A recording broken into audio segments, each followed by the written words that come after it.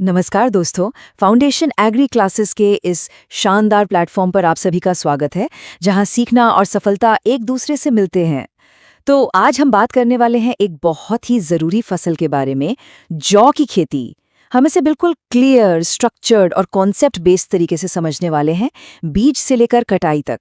तो आज हम क्या-क्या देखने वाले हैं? सबसे पहले जौ का इंट्रोडक्शन, फिर खेती की तैयारी कैसे करें, बुवाई और पोषण पर बात करेंगे, फसल को कैसे बचाएं और आखिर में कटाई, उपज और इसके यूजेस के बारे में जानेंगे। तो चलिए शुरू करते हैं। ठीक है, तो चलिए शुरू करते हैं पहले सेक्शन से। सबसे पहले ये समझते हैं कि जौ आखिर है क्या और एग्रीकल्चर की दुनिया में इसकी इतनी अहमियत क्यों है। चलिए पता लगाते हैं।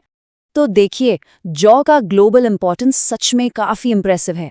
दुनिया भर के सीरियल्स में इसका चौथा नंबर आता है, गेहूं, चावल और मक्के के ठीक बाद।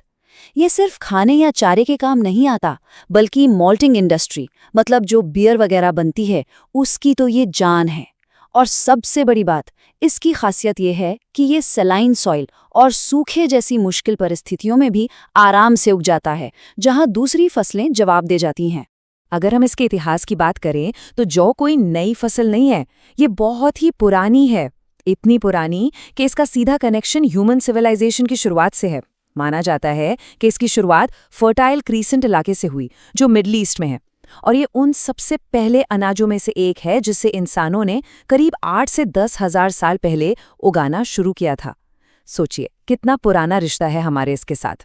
अच्छा, अब ये स्लाइड कॉम्पिटिटिव एग्जाम्स की तैयारी करने वालों के लिए बहुत ही इंपॉर्टेंट है। इसका बोटैनिकल प्रोफाइल देख लेते हैं।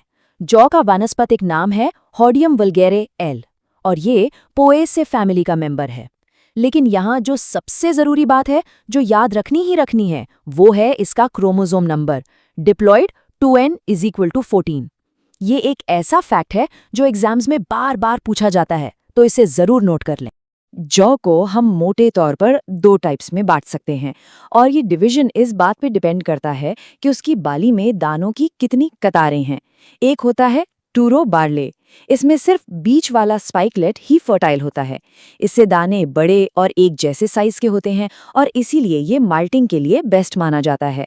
और दूसरा है 6 रो बार्ले, इसमें तीनों स्पाइकलेट्स फर्टाइल होते हैं, तो दाने तो ज्यादा बनते हैं पर उनका साइज छोटा होता है।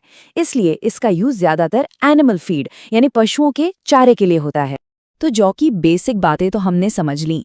अब सवाल ये है कि भाई इसकी खेती करनी कैसे है, जमीन कैसे तैयार होगी। तो चलिए अब अगले स्टेप पर चलते हैं और कल्टीवेशन की तैयारी को समझते हैं।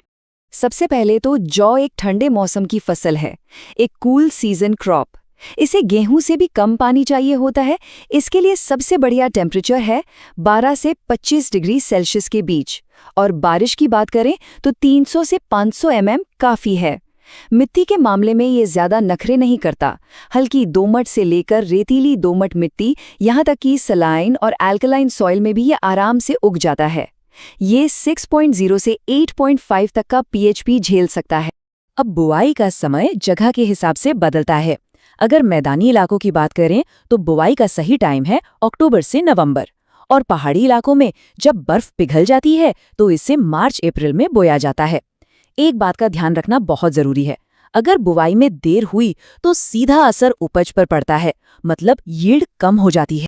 अच्छी फसल चाहिए तो खेत की तैयारी तो बढ़िया करनी ही पड़ेगी। इसके लिए कुछ स्टेप्स हैं। सबसे पहले गहरी जुताई, इससे मिट्टी की जो हार्ड लेयर होती है वो टूट जाती है। फिर 2 से 3 बार हैरोइंग करनी होती है ताकि मिट्टी एकदम भुरभुरी हो जाए और जड़ों को फैलने के लिए अच्छी जगह मिले। और आखिर में खेत को लेवल करना बहुत जरूरी है, इससे बीज हर जगह एक जैसा उगेगा। तो खेत तो तैयार हो गया, अब बारी है बुआई और फसल को सही न्यूट्रिशन देने की, क्योंकि सिर्फ बीज बो देना ही काफी नहीं होता है ना, फसल को अच्छी ग्रोथ के लिए सही खुराक भी तो चाहिए। अब बात करते हैं कुछ इम्प्रूव्ड वैरायटीज की। इनको इनके यूज के हिसाब से बांटा गया है। जैसे अगर एनिमल फीड के लिए जौ उगाना है तो RD 2035, PL 426 जैसी किस्में अच्छी हैं, और अगर माल्टिंग के लिए उगा रहे हैं तो DWRUB 52 या RD 2668 जैसी किस्में चुनें। तो पॉइंट ये है कि वैरायटी हमेशा अपने फाइनल पर्पस को ध्यान में रखकर ही सिलेक्ट करनी चाहिए। अब देखते हैं बीज की मात्रा और बुआई का तरीका। अगर इरिगेटेड एरिया है, मतलब सिंचाई की सुविधा है, तो 75 से 80 किलो बीज प्रति हेक्टेयर काफ़ी है। लेकिन अगर रेनफेड एरिया है, जहां बारिश पर ही निर्भर रहना पड़ता है, तो बीज थोड़ा ज्यादा यानी 90 से 100 किलो डालना पड़ता है। ऐसा इसलिए ताकि नमी कम भी हो तो ठीक ठाक पौधे उगाएं। लाइन से लाइन की दूरी 22.5 सेंटीमीटर और बीज की गहराई 4-5 सेंटीमीटर रखनी चाहिए। और हाँ, लाइन सोइंग ही सबसे अच्छी मानी जाती है। न्यूट्रिशन की बात करें तो जौ को गेहूं के मुकाबले कम फर्टिलाइजर की जरूरत होती है। आमतौर पर 40 से 60 किलो नाइट्रोजन, 20 से 30 किलो फास्फोरस और अगर मिट्टी में कमी है तो 20 किलो पोटेशियम प्रति हेक्टेयर रेकमेंडेड है। और सबसे इम्पोर्टेंट बात, ये सारी खाद बुवाई के टाइम पर ही बेसल डोज के रूप में एक ही बार में दे दी जाती है।